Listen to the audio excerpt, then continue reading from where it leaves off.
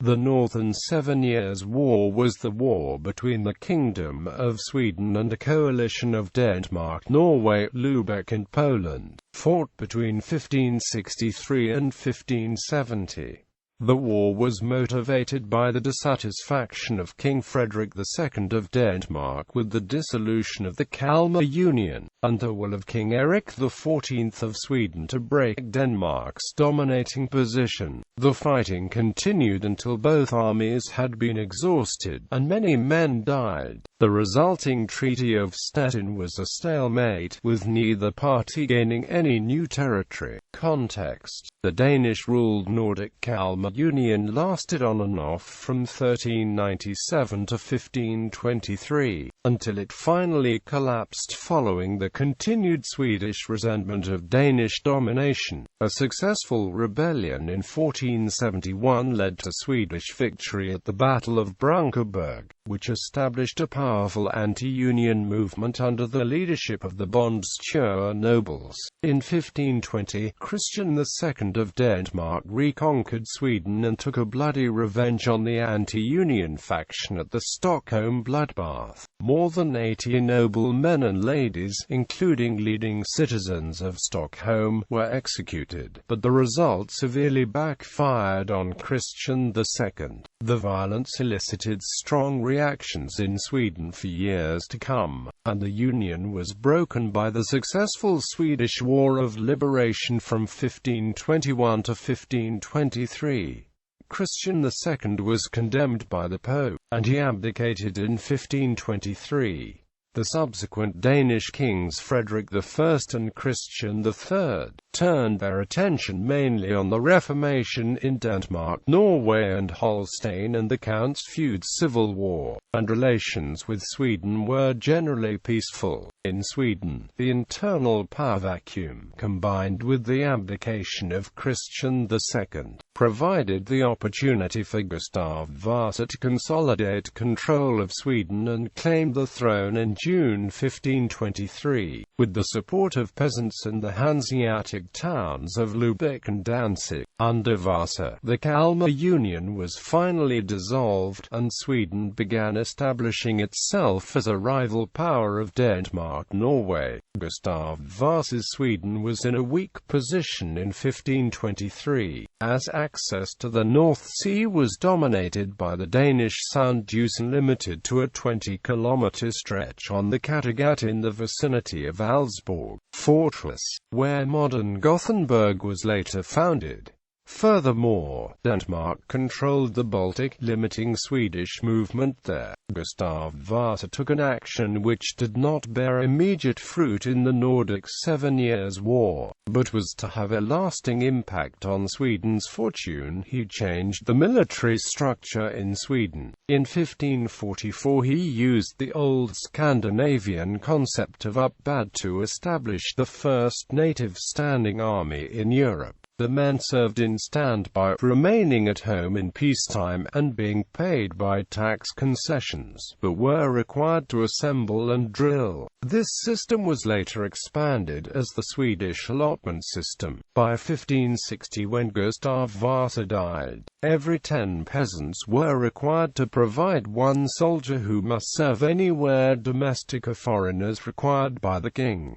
Casus belli. After the deaths of Christian III and Gustav Vasa in 1559 and 1560, respectively, both countries now had young and hawkish monarchs, Eric XIV of Sweden and Frederick II of Denmark. Frederick II envisioned the resurrection of the Kalmar Union under Danish leadership, while Eric wanted to finally break the dominating position of Denmark. Shortly after his coronation in 1559, King Frederick II of Denmark ordered his aging field commander Johan Rantzau to avenge the humiliating Danish defeat against the small peasant Republic of Denmark, which was defeated in a matter of a few weeks and brought under the Danish-Norwegian crown. During the next year, the Danish expansion continued with the possession of the Baltic Sea island of Ozel. In 1561, when a sizable remnant of the Order states in the northern Baltics were secularized by its Grand Master Gotthard Kettler. Both Denmark and Sweden were attracted to intervene in the Livonian War. During this conflict, King Erik of Sweden successfully obstructed the Danish plans to conquer Estonia. He sought to dominate the Baltic Sea, while unsuccessfully pressing for Frederick to remove the traditionally Swedish insignia of 3 crowns from the Danish coat of arms, a bone of contention since Christian III and Gustav Vasa. In February 1563, Swedish messengers were sent to Hesse to negotiate Erik's marriage with Christine of Hesse, but were held back in Copenhagen. In retaliation, Erik added the insignia of Norway and Denmark to his own coat of arms, and refused Danish requests to remove these symbols. Lübeck, upset over obstacles of trade that Erik had introduced to hinder the Russian trade and withdrawn trade privileges, joined Denmark in a war alliance.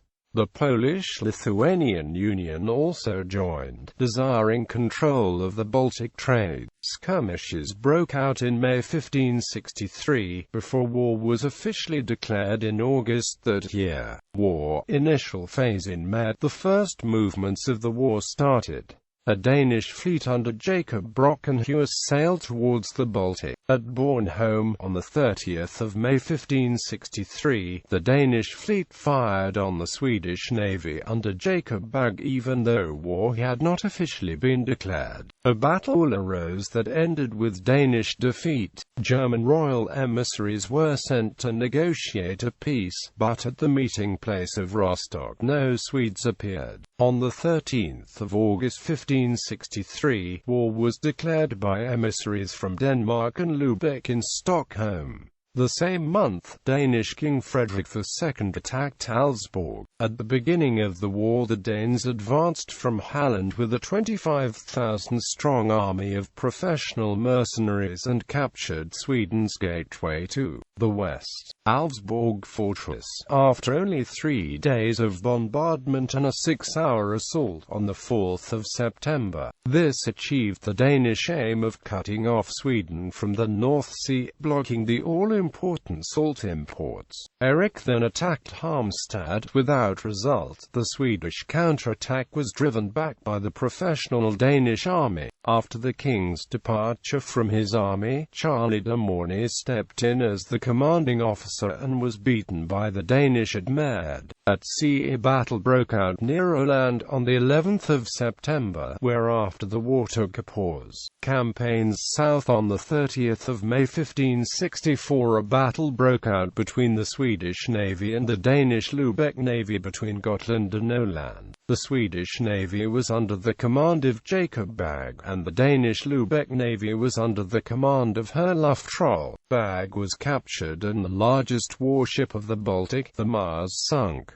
The Swedish Navy retreated to Stockholm, leaving a sea blockade in effect. K.L.'s Horn became the new commander and met the Danish fleet at the island Jungfrun north of Åland the 14th of August. An inconclusive fight left the sea blockade in effect. Horn attacked the provinces Halland and Skane in 1565, and made several attempts at Bohuslän and Uddevalla. The Danish burned old lordos in the province of Västergötland. Against the Danish army, Erik led the army himself at first, but then again turned over command to someone else, this time to Niels Boyer, who on the 28th of August 1564 took Varberg. The Danish army under Daniel Rantzau beat the Swedish army in the Battle of Axtorna on the 20th of October. At sea, the Swedes fared better. Horn, commanding the Swedish Navy, pursued a Danish Lübeck fleet onto the German coast, where most of it was destroyed. After this victory, Horn steered for Öresund and levied a toll on passing ships. On the 4th of June 1565, the battle at Buckow took place on the Mecklenburg coast, in which the Danish Lübeck commander Herluf Troll was mortally wounded. In the battle of the 7th of July 1565, 1865, the Swedish Navy under K.L.'s Horn defeated a Danish Lübeck Navy under Otto Rudd near Bornholm, where Sweden captured the Danish flagship the *The. This ensured the command of the eastern Baltic to the Swedes that year. In January 1566, Sweden unsuccessfully laid siege to Bohus fortress in Bohuslän. Daniel Ranserts then moved his forces into Västergötland. At sea, K.L.'s Horn returned to take toll charges in the Baltic. An indecisive battle at sea outside of Åland occurred on 26 July 1566. On 28 July, half the Danish Lübeck Navy was lost in a storm at sea. K.L.'s Horn was then called to command troops on land, where he died 9 September. North Sweden occupied the undefended Norwegian province of Jämtland, which was quickly reconquered by counterattack by forces under command of the Norwegian governor of Trøndelag. The forces were unwilling to launch a counterattack on Swedish land. In 1564, the Swedes marched under Claude Collett and reoccupied Jämtland, as well as Härjedalen and Trøndelag, including the city of Trondheim. Initially welcomed in Trøndelag, their ill treatment of the Trøndelag natives, among others with tax pressure, laid the groundwork for the later resistance to Swedish invasion. Also, Trøndelag was assisted by Governor of Bergenhus Erik Rosenkrantz, who forced 3,500 local peasants to assist him and his 50 professional soldiers. The reason was that the Swedes saw Bergenhus as the next target. Although the 400 Swedish soldiers were repelled from Trøndelag, Sweden continued to occupy Jämtland and Härjedalen. These provinces were later regained by Denmark-Norway following the peace process in 1570. Sweden also launched attacks towards eastern Norway. In the southeast, Sweden captured Bohus fortress but lost it in 1566. Another part of the army marched through the Valley Østerdalen in 1567, captured Hamar and continued towards Oslo. They reached as far as the Skiens Fjord, and torched Skien at one point. In Oslo, however, citizens torched the city before invaders could seize it. For the southeast, then, more Swedish forces were sent to aid in capturing Akershus fortress near Oslo. These forces torched Kongel and Sarpsborg on the way. They were repelled from Oslo by local forces together with men belonging to Erik Rosenkrantz and the King of Denmark and Norway. The Swedes retreated in a northeastern direction, torching Hamar on the way, destroying Hamar Cathedral and the bishop's fortified palace Hammarhus. Later phase, the Danish mercenary army was superior to the Swedish peasant army in all but one respect. The professional army would not fight until the pay was current, because only a fraction of the army would march. Denmark had to give up the plan to take the fortress of Kalmar and settle for an attack on Stockholm instead. In August, Erik attacked Bleking and his army occupied it cruelly. The Danish soon reclaimed this though. Springtime came, and Erik XIV turned insane. This paralyzed the Swedish warfare. The Danish were exhausted and made no serious attacks until October, when Ranserts attacked Småland and Östergötland with about 8,500 men. He arrived in November and burned every field and house and destroyed every head of livestock he could. An attempt to cut off his retreat over the Holavden failed, and in the middle of February 1568 he returned to Halland. Attempts were made to make peace between the fighting nations during these years. Negotiators who attempted this included Dukes of Pomerania, French messenger Charles d'Anjou, Emperor Ferdinand I and Emperor Maximilian II. The emperors wanted Denmark and Sweden to give back the territories won in Livonia during the ongoing Livonian War, but Sweden refused to give in to those demands. In 1568, the Swedish Duke John staged a successful coup d'état against his brother, King Eric. Enthroned as king with the name John III, he began negotiations with Denmark, and on the 18th of November the same year this led to a draft peace agreement in Roskilde. This, however, was turned down by the Swedes. In 1569, war stirred again. The Danes attacked Varberg, reclaiming it on the 13th of November. The Swedes, on the other hand, now had great success in Skane. Peace negotiations and consequences. At this point, both armies were exhausted.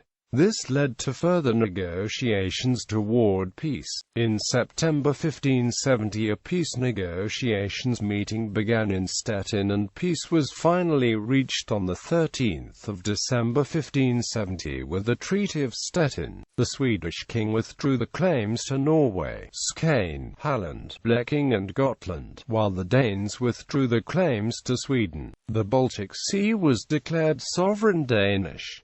In addition, the Kalmar Union was declared dissolved. The Swedes ransomed Augsburg with 150,000 riksdaler and had to hand back captured warships. The disputes concerning the Three Crowns insignia was unsolved and a source for future conflicts. Perhaps the most significant consequence of this war was initiation of a standing Swedish army. This war, followed by a virtually continuous involvement of Sweden over the next century in other wars, produced a military capability which made Sweden, for a period, the greatest military power in Northern Europe. This war, with its extreme destruction and wanton civilian casualties, strengthened the hatred between Swedes and Danes, while polarizing the until then ambivalent Norwegian opinion to one of fear and resistance to Sweden. Nonetheless, the war was followed by a 40-year period of peace. The invasion routes of Norway also presaged the attacks on Norway in the next century and defined Norwegian defensive policy.